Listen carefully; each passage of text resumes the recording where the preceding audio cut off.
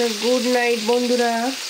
আমি এখন আরে বাপরে বাপ মাছ ভাজছি।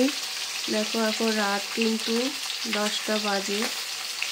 তো মাছগুলো এত বরফ হয়েছিল যে আমি ফ্রিজ থেকে বার করে রেখেছিলাম সন্ধ্যাবেলা চা খাওয়ার সময়। তো খেয়ে না এখন দেখছি ছেড়ে গেছে। আমি কি ভেজেই রাখি, সকালবেলা তাড়াহুড়ো লেগে যায়, বরফ থেকে মাছ ছাড়াতেই পারি না, যার জন্য আজকে ডাল ভাজা করতে হয়েছে। তা আমি এখন এই যে মাছ ভাজি, ছেড়ে ডাল ভাত খেয়ে নিল। ও আর ওয়েট করলো না, কালকে রান্না করব, কালকে খাবে।